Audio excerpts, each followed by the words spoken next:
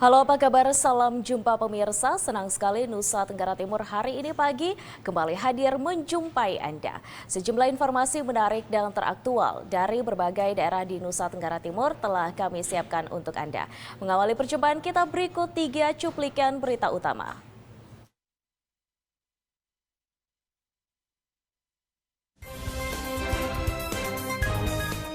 Pemerintah daerah dan masyarakat Nusa Tenggara Timur siap menjemput penjabat Gubernur NTT. Lestarikan budaya dan perkuat ekonomi melalui tenun ikat. Keluar sebagai runner-up di ETMC 32 di Kabupaten Rotendao, tim Bintang Timur Atambua disambut meriah warga. Ya, pemirsa, cuplikan berita utama tadi akan kami rangkai dengan informasi menarik lainnya. Bersama saya, Yasinta Tibuhala, dan pemirsa, inilah Nusa Tenggara Timur hari ini pagi selengkapnya untuk Anda.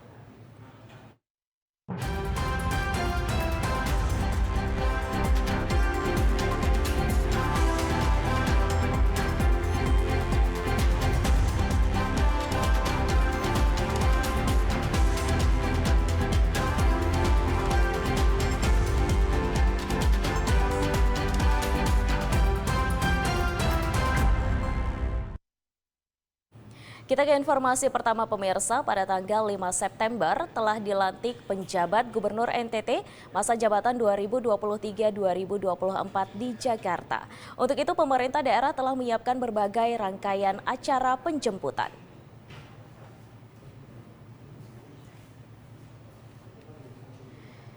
Ayodhya Kalake telah dilantik Menteri Dalam Negeri Tito Karnavian atas nama Presiden Republik Indonesia sebagai penjabat Gubernur NTT. Untuk itu penjabat gubernur akan disambut secara adat oleh pemerintah daerah dan masyarakat NTT. Menurut Sekretaris Daerah Provinsi NTT, Kosmas Damianus Lana, permintaan penjabat gubernur untuk disertakan tarian adat Hedung yang berasal dari Adonara, Flores Timur. Setelah serah terima jabatan di Jakarta, langsung dilakukan pisah sambut di Kupang, di Aula El Tari, jam 9 pagi. Kita akan mengundang Forkompinda, akan juga mengundang tokoh-tokoh agama, tokoh-tokoh masyarakat yang dimaksudkan itu adalah beliau minta kita juga undang mantan-mantan gubernur dan wakil gubernur yang ada di Kota Kupang. Ya, di Kota Kupang masih ada Pak Anies Pakepani, Pak Benny Little Noni, Pak Eston Funai, masih ada. Penjabat Gubernur NTT beserta rombongan diperkirakan akan sampai pada pukul 12:45 pada tanggal 7 September 2023. Setelah itu direncanakan akan bertemu dengan 5 tokoh agama di NTT. Dan pada hari Jumat 8 September nanti akan dilakukan pisah sambut bersama Gubernur dan Wakil Gubernur NTT, Victor Laiskodat dan Yosef Naisoi. Dari Kupang, Venido Adi Mataratu, TVRI NTT. Ya, pemirsa, masa jabatan Gubernur dan Wakil Gubernur Provinsi Nusa Tenggara Timur Victor Bungtilo Laiskodat dan Yosef A. Naisoi periode 2018-2023 secara resmi berakhir pada Selasa 5 September 2023 lalu ditandai dengan pengangkatan sumpah dan janji jabatan pejabat Gubernur NTT demi mengisi kevakuman kepemimpinan daerah saat ini.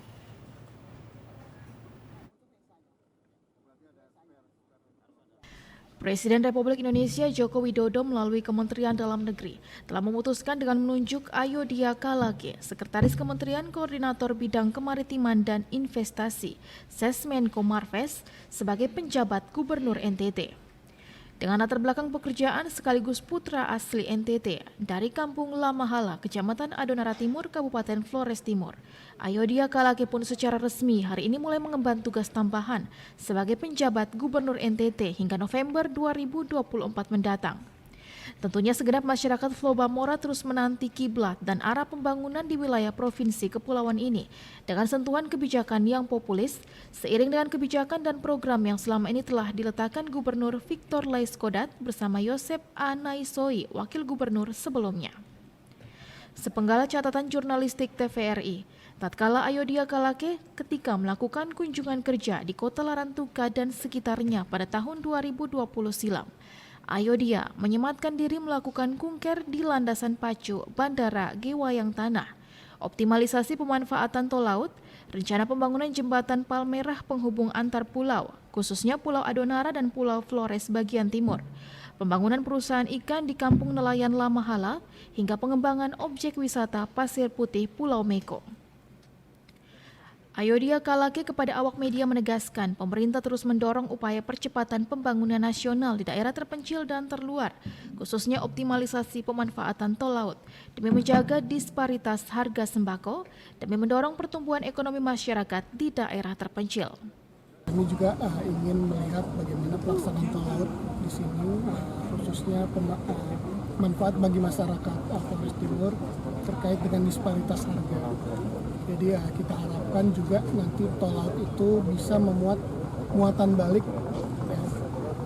Tadi mungkin kita identifikasi potensi apa saja selain perikanan, hasil bumi dan lainnya untuk bisa diangkut ke Jawa. Jadi mungkin ini isu-isu prioritas. Olehnya, di pundak Ayodia Kalake, segenap masyarakat NTT tentu menanti kiblat dan arah pembangunan di tengah tantangan pemulihan ekonomi pasca pandemi COVID-19. Resesi ekonomi hingga inflasi global demi menjembatani kebutuhan dasar di wilayah Nusa Tenggara Timur yang masih berada di bawah garis kemiskinan. Selamat datang Ayodia dalam spirit melekat sebagai kelake atau pria tua yang arif di bumi Flow Bamora. Dari Kabupaten Flores Timur, Patman Werang, TVRI NTT. Dinas Komunikasi dan Informatika Sumba Barat Daya mendampingi siswa SMK selama prakerja untuk membuat konten video edukatif.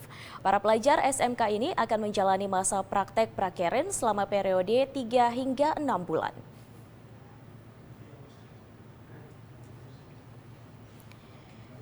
Dinas Komunikasi dan Informatika Sumba Barat Daya telah menerima dan memberikan pendampingan kepada 31 peserta didik dari berbagai sekolah menengah kejuruan yang sedang menjalani masa praktek kerja industri atau prakerja. Para pelajar SMK ini akan menjalani prakerja selama periode 3 hingga 6 bulan dan berasal dari beberapa sekolah di wilayah Kabupaten Sumba Barat Daya, antara lain SMK Negeri 3 Wewewa Barat, SMK Negeri 1 Wewewa Barat, SMK Kasimo, SMK Negeri 1 Kodi, dan SMK Negeri 1 Kota Tambolaka. Sebagian dari pelajar tersebut seperti yang berasal dari SMK Kasimo, SMK Negeri 1 Wewewa Barat, dan SMK Negeri 3 Wewewa Barat akan menjalani prakerja selama 6 bulan.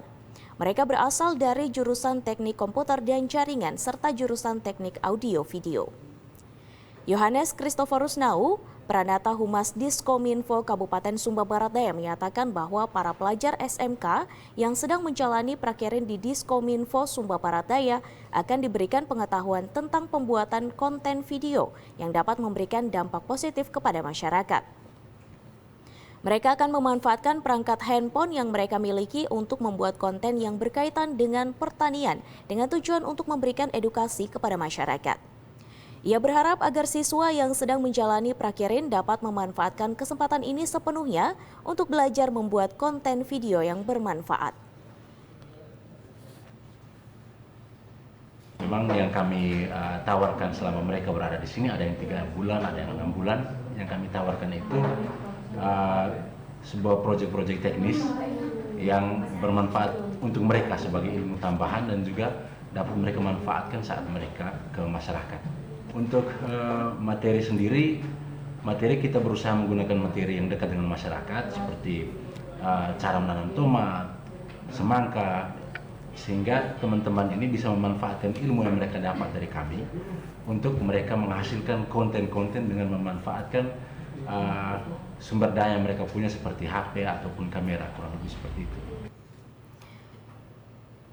Lucia Afrida Sigibole, seorang pelajar jurusan TKJ dari SMK Negeri 3 Wewewa Barat, berharap bahwa selama masa prakerin di Diskominfo Sumba Barat Daya, mereka akan dibekali dengan pengetahuan untuk membuat desain dan konten video. Mereka ingin memahami lebih dalam tentang pemanfaatan teknologi komputer dan jaringan. Kami sini ada 2 jurusan. Yang pertama, jurusan teknik komputer dan jaringan. 2, jurusan teknik audio dan video.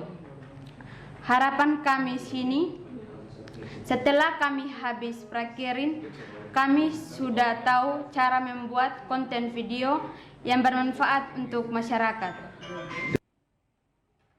Sementara itu, Agnes Bulus, seorang siswi dari SMK Negeri 1 Wewewa Barat, juga memiliki harapan serupa. Dia berharap bahwa bersama teman-temannya setelah menyelesaikan masa prakerin, mereka akan memiliki kemampuan untuk membuat konten video, termasuk teknik pengambilan gambar video dan proses editing.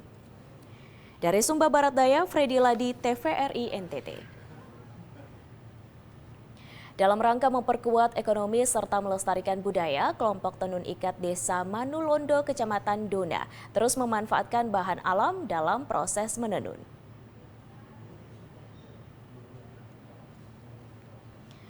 Beginilah keseharian masyarakat Ndona, khususnya ibu-ibu kelompok tenun Kapokale. Meski dengan perkembangan zaman serta modernisasi, mereka tetap menggunakan bahan alam dalam membuat sebuah kain tenun. Hal ini dilakukan dalam rangka melestarikan budaya yang sudah turun-temurun dilakukan dan juga memperkuat ekonomi dalam keluarga. Kepala Desa Manulondo, Petrus Bagi mengatakan, maksud kami Peternus Bagi, mengatakan kelompok Kapokale ini merupakan kelompok tenun binaan desanya yang tetap mempertahankan proses pembuatan tenunnya menggunakan bahan alam. Kain tenun hasil dari kelompok ini pernah dipakai oleh Ibu Iriana Joko Widodo saat upacara Hari Lahir Pancasila. Ia juga menyampaikan ada banyak kendala dalam kelompok ini yakni pembuatan hak cipta. Pihaknya sudah berkomunikasi dengan pemerintah daerah, namun hingga saat ini belum ada tanggapan. Ia menambahkan saat ini pihaknya tengah merekrut anak-anak muda untuk dilakukan pelatihan khusus pembuatan kain tenun dari bahan alam. Dukungan dari kami pemerintah setempat, yang pertama mungkin peningkatan kapasitas, terus pengadaan alat-alat bahan-bahan keperluan tenun ikat, terus pemberdayaan ini kita masih mencari untuk anak-anak muda ini sekarang yang mau, karena di zaman sekarang yang muda ini agak sulit untuk mengembangkan produk-produk lokal seperti tenun ikat seperti ini. Dari ND, Obitani, TVRI NTT. Ya, pemirsa, informasi lainnya akan kami hadirkan untuk Anda usai jeda berikut. Tetaplah bersama kami.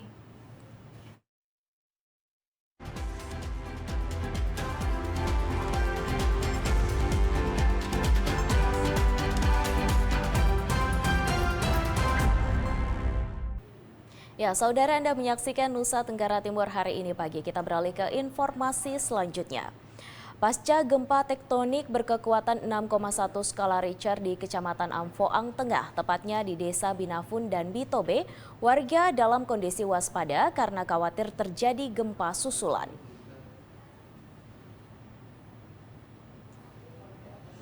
Beginilah kondisi terakhir warga Desa Binafun dan Desa Bitobe, Kecamatan Amphoang Tengah. Nampak pasca gempa beberapa rumah masih terdampak. Nampak pula rumah milik warga mengalami retak dari atas sampai bawah, tepatnya pada sisi sambungan beton dan tembok. Ada pula tembok rumah mulai miring karena tidak lagi terikat pada coran beton. Dan ada pula tembok rumah yang sempat ambruk di tanah dan material bangunan masih menumpuk di sekitar tembok yang ambruk. Kondisi tersebut tentunya membuat warga di Desa Binafun dan Bitobe yang terdampak masih waspada karena khawatir terjadi gempa susulan. Seperti disampaikan oleh Kepala Desa Binafun, Armin Baitanus saat dikonfirmasi, ia membenarkan jika setelah gempa warga tidak mengungsi, tetapi tetap tinggal di rumah masing-masing. Pemerintah Desa Binafun sendiri menghimbau agar warga tetap waspada karena Desa Binafun berada kurang lebih 5 km dari sumber gempa. Terkait hal tersebut, pemerintah desa juga telah melaporkan kondisi warga Desa Binafun ke pemerintah kecamatan. kemudian dilanjutkan ke pemerintah Kabupaten Kupang melalui Badan Penanggulangan Bencana Daerah. Ia menambahkan rumah di Desa Binafun yang mengalami dampak gempa sebanyak 9 rumah, dengan rincian 8 rumah merupakan rumah warga dan 1 gedung atau rumah doa. Diharapkan pemerintah Kabupaten Kupang bisa membantu warga yang terdampak. Sementara kemarin yang rusak parah itu ada 9 di Desa Binafun, 2 di Desa Bitobe. Sementara yang rusak ringan itu kemungkinan besar ada 10. Ya, rusak ringan itu ada 10 yang belum terdata. Sementara ini warga masih tinggal sementara di rumah yang sementara rusak. Ya. Siapa ya? Ya, dong sementara waspada karena terjadi takut kejadian terjadi lagi dong, ada waspada.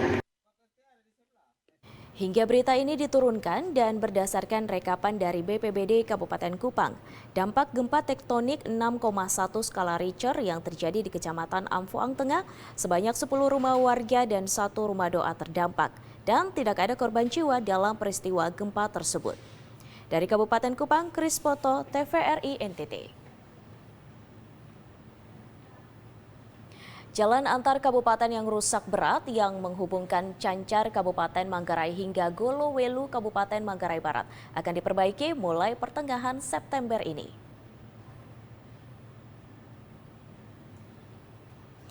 Menanggapi keluhan warga dan para pengendara yang melintas di jalur tersebut, pemerintah Kabupaten Manggarai mulai memperbaiki jalan rusak tersebut.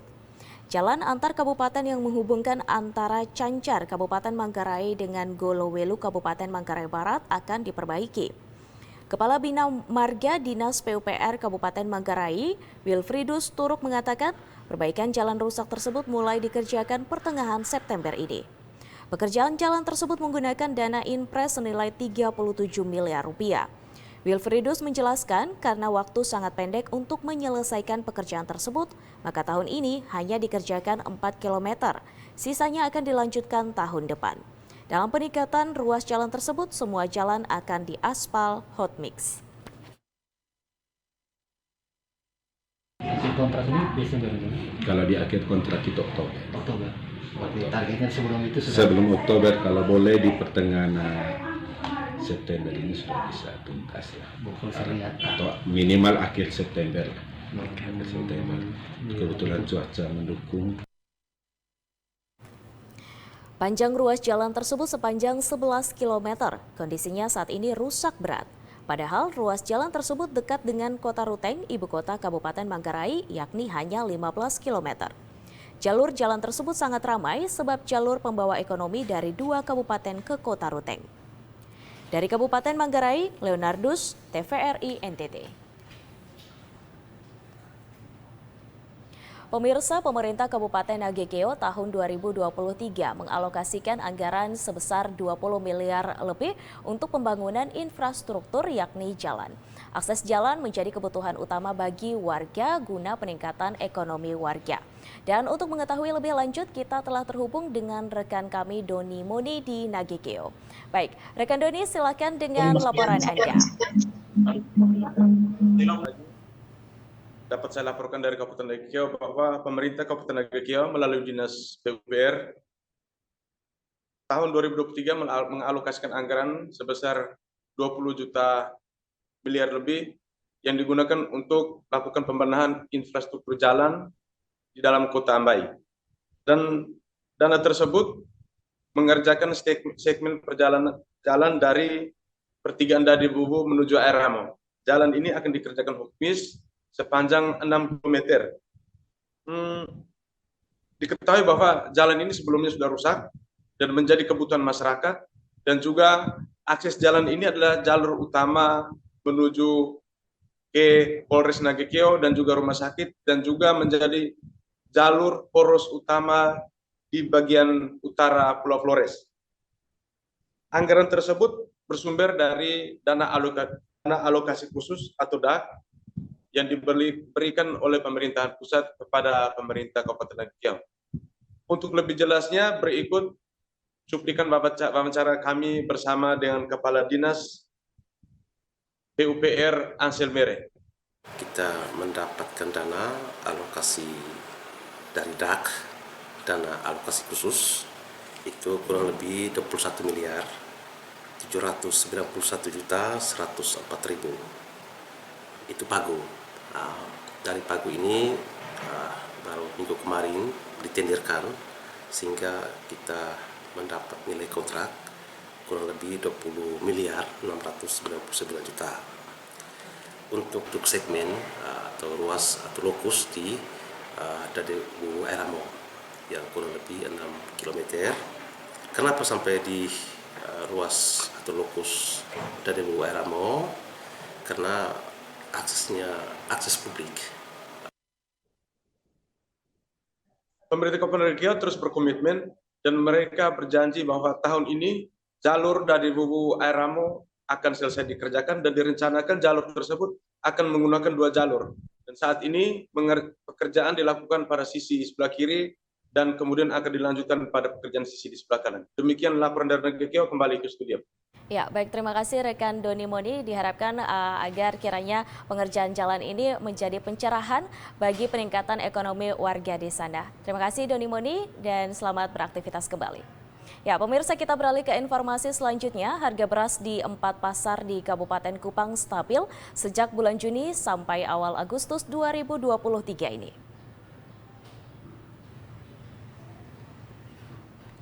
Berdasarkan informasi yang dihimpun, jika pada bulan Mei sampai Juni 2023, harga beras di Kabupaten Kupang terpantau berkisar pada harga Rp10.000 sampai Rp12.000 per kilogram, karena bertepatan dengan panen petani sawah di sejumlah daerah di Kabupaten Kupang. Tetapi kemudian pada pertengahan Juni 2023, harga beras merangkak naik dengan harga berkisar pada Rp12.000 sampai Rp13.000 per kilogram. Sampai awal Agustus 2023, harga tersebut terpantau tidak berubah di 4 pasar di Kabupaten Kupang. Terkait hal tersebut, Kepala Dinas Perindustrian dan Perdagangan Kabupaten Kupang, Christian Koro, saat dikonfirmasi secara lisan membenarkan bahwa 4 pasar yang dimaksud yakni Pasar Oesao yang berada di Poros Tengah Kabupaten Kupang, juga Pasar Lili di Kecamatan Fatuleu, Pasar Takari di Kecamatan Takari yang merupakan pintu masuk Kabupaten Kupang dari beberapa kabupaten di bagian timur. Sedangkan Pasar Baun di Kecamatan Amarasi Barat atau Poros Selatan Kabupaten Kupang. Keempat pasar ini terpantau harga beras premium berkisar pada harga eceran tertinggi yakni Rp13.000 per kilogram. Sedangkan beras medium berkisar pada harga eceran tertinggi yaitu Rp12.000 per kilogram. Tentunya harga tersebut tidak terlampau jauh dari harga eceran tertinggi beras pada standar nasional, yakni harga beras premium saat ini berkisar pada harga Rp12.500 sampai Rp13.000 per kilogram. Sedangkan beras medium berkisar pada harga Rp11.000 sampai Rp12.000 per kilogram. Ditambahkan, harga stabil di keempat pasar tersebut juga berlaku pada harga pangan dan bumbu dapur lainnya. Diharapkan semua harga baik itu beras, pangan, dan kebutuhan pokok lainnya tetap stabil. Dari Kabupaten Kupang, Kris Poto, TVRI NTT.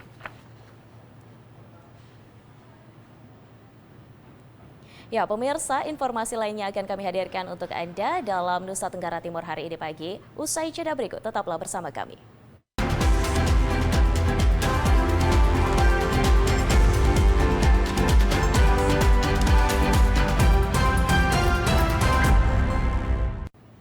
Ya, pemirsa, Anda menyaksikan Nusa Tenggara Timur hari ini pagi.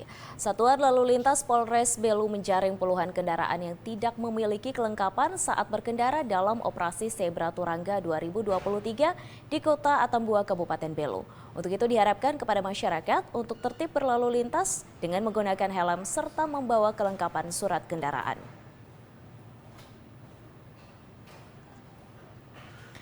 Polda Nusa Tenggara Timur secara serentak melaksanakan operasi Zebra Turangga 2023 yang dimulai secara serentak pada tanggal 4 September di seluruh wilayah Polres di Nusa Tenggara Timur.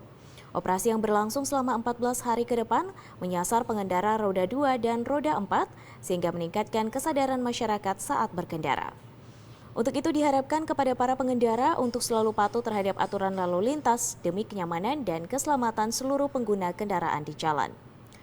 Untuk menjalankan instrumen tersebut, Satuan Lalu Lintas Polres Belu menggelar operasi penertiban terhadap pengendara kendaraan roda 2 maupun roda 4 di sejumlah titik di Kota Tambua.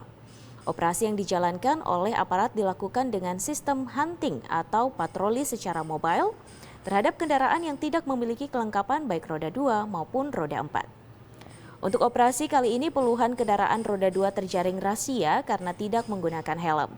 Terkait target operasi kali ini yakni pengendara roda 2 yang tidak menggunakan helm, melawan arus, knalpot bising, berkendara dalam keadaan mabuk, serta memeriksa kelengkapan surat berkendara. Sasaran ini diberlakukan agar aparat pun memberikan edukasi kepada masyarakat untuk tertib berlalu lintas dan memberikan pelayanan yang optimal sehingga bisa menurunkan resiko kecelakaan.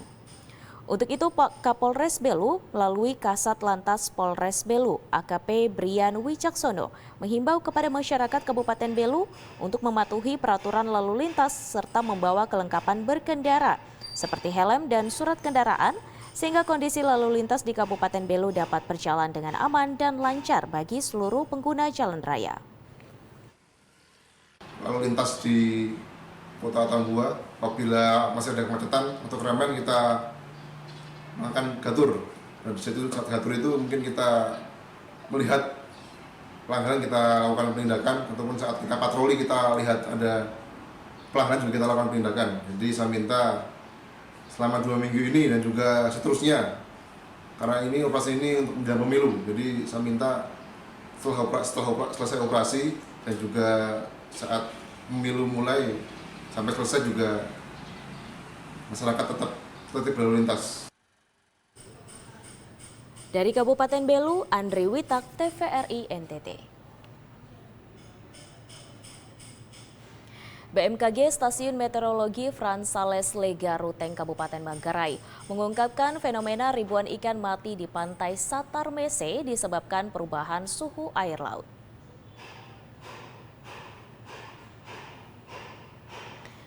BMKG Stasiun Meteorologi Frans Sales Lega Ruteng menanggapi fenomena ribuan ikan teri mati di pinggir pantai Satar Mese kemarin pagi. Kepala BMKG Stasiun Meteorologi Frans Sales Lega Ruteng, Deki Irawan menjelaskan dari sisi meteorologisnya bahwa ribuan ikan kecil mati tersebut disebabkan oleh arus di bawah permukaan itu naik. Sehingga ikan yang dalam jumlah besar tersebut kalau mendekati daerah pantai, bersinggungan antar laut dan darat, maka terlihat seperti dinding dan menyebabkan ikan terdampar. Deki menambahkan fenomena tersebut juga disebabkan oleh arus bawah laut sehingga terjadi perubahan suhu air laut. Oleh karena itu, ikan-ikan tersebut berimigrasi atau mencari suhu air laut sesuai habitatnya. Biasanya kalau di dalam dinamika di laut itu ada namanya upwelling, ada namanya downwelling. Jadi upwelling itu artinya arus yang ada di bawah permukaan itu naik ke atas, sehingga hal ini menyebabkan ikan-ikan yang biasanya habitatnya ada di bagian dasar itu terangkat, ikut naik seperti itu, sehingga mereka akan berada dalam jumlah atau volume yang lebih besar. Dan biasanya kalau misalkan mendekati daerah pantai itu karena bersinggungan dengan batas antara laut dan darat, maka dia jadi semacam dinding yang kemudian daerah tepian pantai itu berpotensi untuk menaikkan kondisi ikan seperti itu. Ribuan ikan teri mati tersebut menghebohkan warga setempat. Kejadian tersebut diketahui oleh seorang warga pagi hari. Warga berbondong-bondong dengan membawa wadahnya masing-masing untuk mengambil ikan mati tersebut. Bagi warga setempat, ini merupakan berkah. Mereka berebut memilih ikan yang mati tersebut dan dibawa ke rumah untuk dikonsumsi. Dari Kabupaten Manggarai, Leonardus, TVRI NTT. Pemirsa, memasuki musim tanam kedua tahun ini, sebagian besar lahan sawah di Desa Suwai mengalami kekeringan. Mengatasi persoalan itu, warga terpaksa menyedot air dari sumur bor.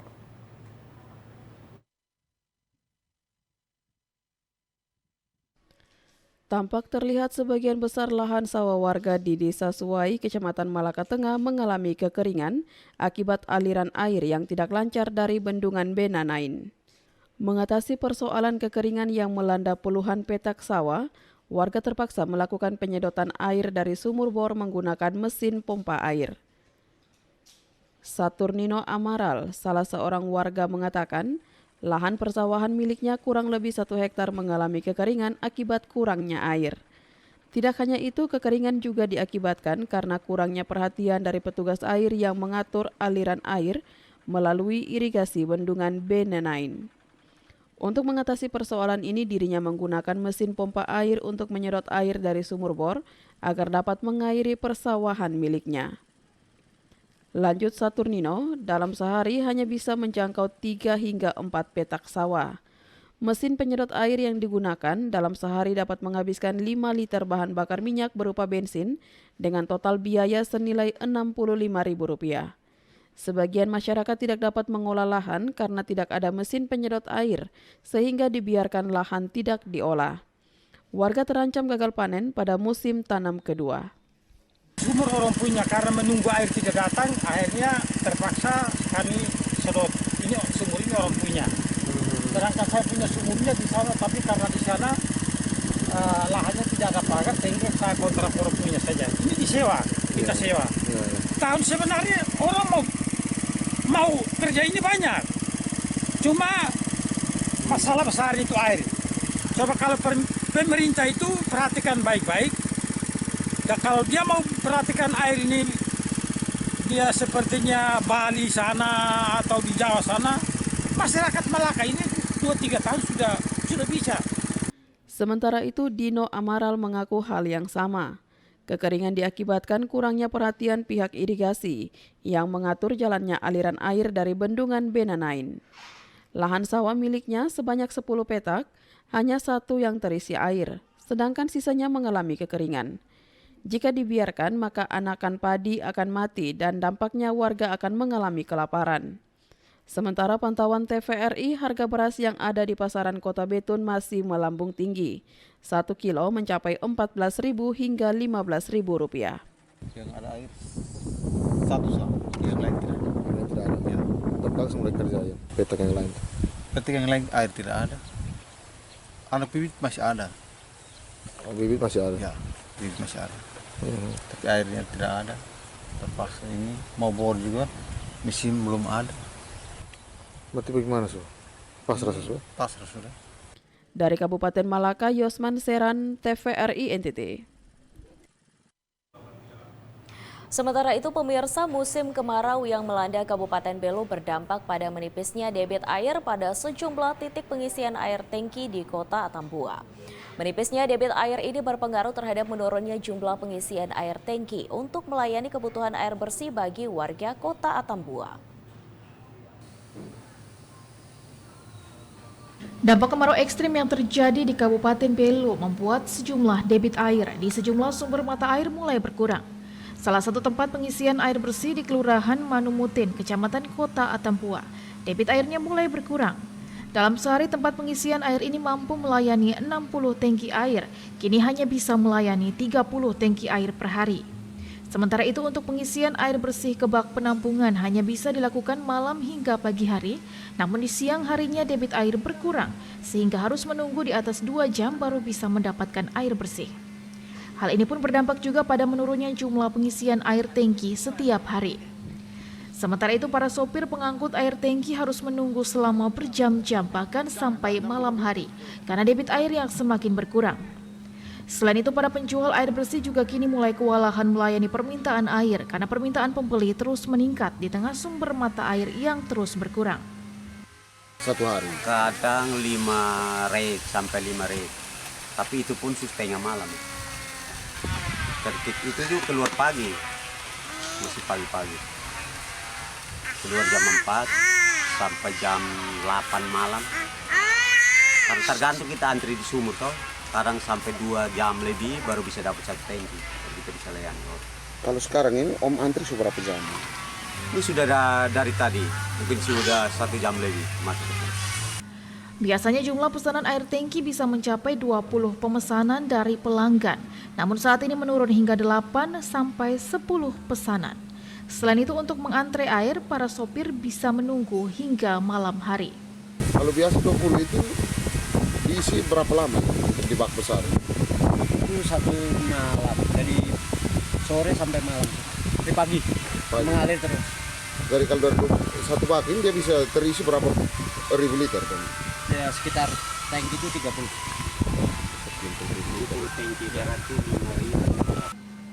Dari Kabupaten Belu, Andri Witak, TVRI NTT. Ya, pemirsa, informasi lainnya akan kami hadirkan untuk Anda usai jeda berikut. Tetaplah bersama kami.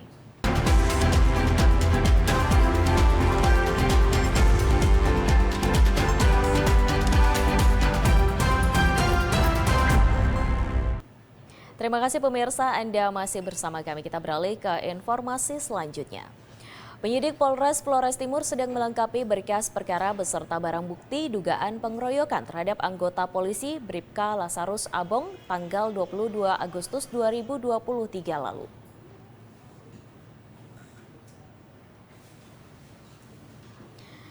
Kasat Reskrim Polres Flores Timur, Ibtu Lazarus Martinus Laa, dihubungi melalui media selulernya menjelaskan kelima tersangka asal desa Lemanu, asal desa Lemanu, Kecamatan Solor Selatan, Pulau Solor selama ini sudah ditahan sejak 23 Agustus dan diamankan dalam sel tahanan hingga saat ini.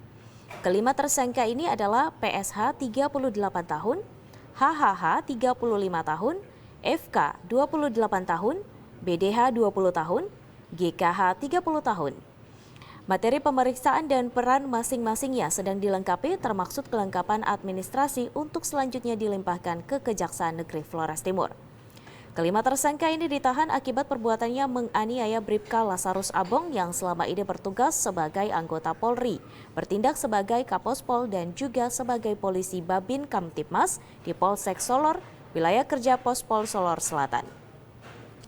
Korban dikeroyok para pemuda di desa Lemanu ketika pesta syukuran sambut baru.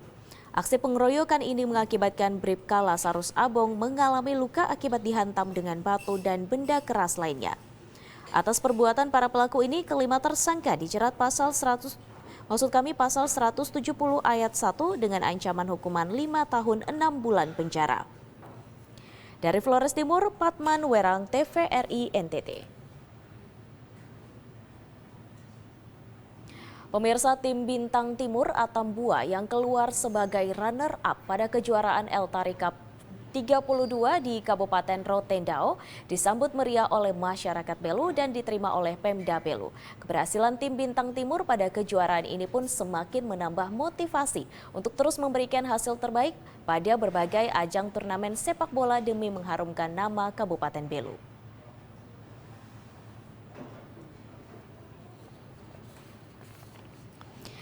Beginilah suasana kedatangan tim Bintang Timur Atambua setelah berlaga pada kejuaraan Liga 3 Eltari Memorial Cup 32 bertempat di kantor Bupati Belu. Kedatangan tim Bintang Timur disambut meriah oleh masyarakat pecinta bola di Kota Atambua atas prestasi yang diraih tim ini karena berhasil melangkah ke babak final dan mendapat juara 2 setelah dilakukan oleh PSN ngada lewat drama adu penalti. Selanjutnya, tim Bintang Timur Atambua bersama manajer serta ofisial tim disambut dan diterima oleh pemerintah Kabupaten Belu untuk melakukan audiensi bersama seluruh tim.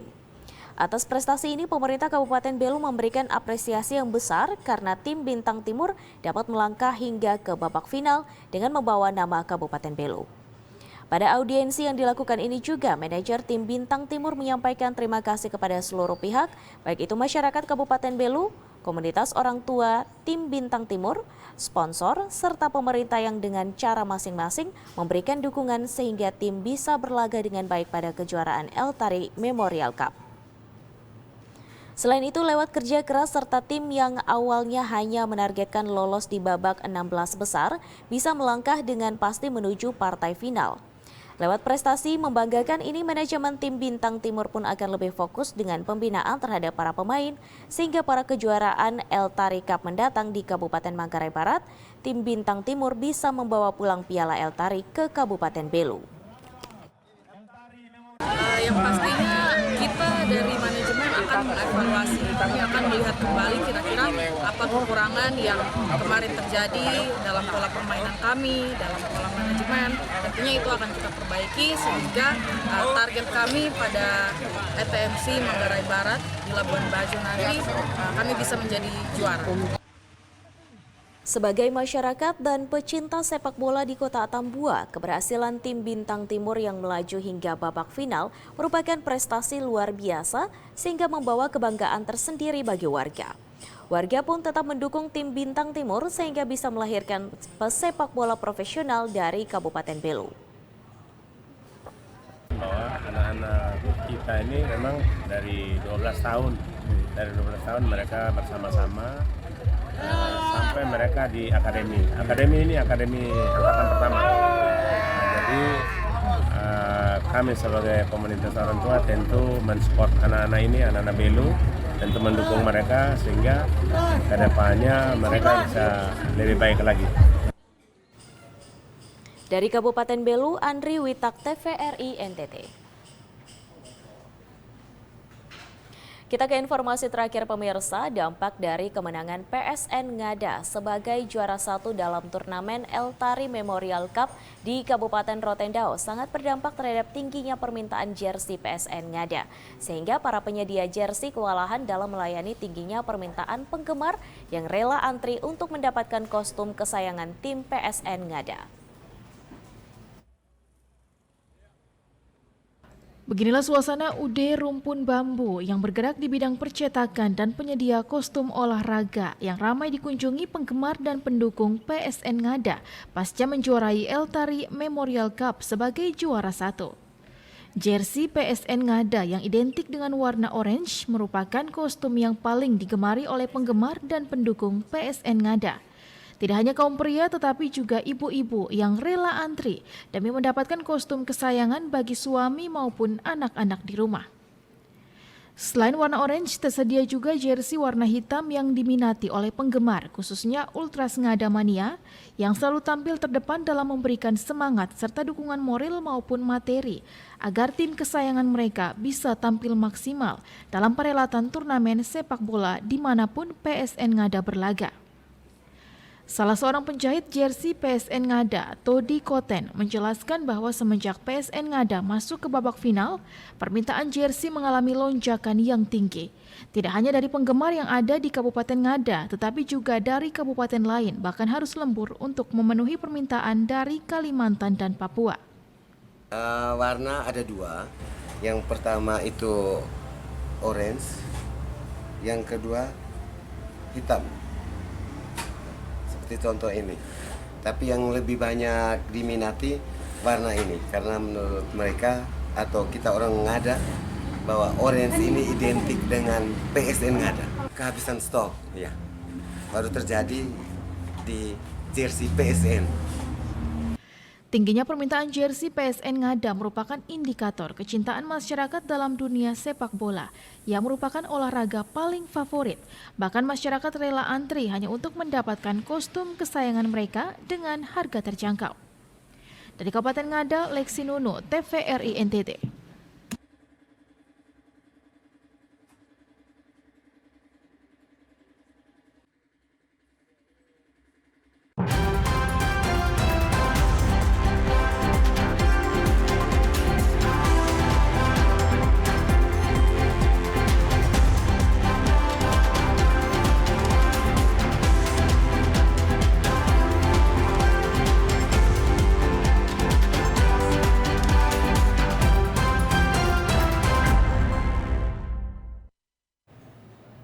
Ya, saudara, informasi tadi sekaligus mengakhiri perjumpaan kita hari ini.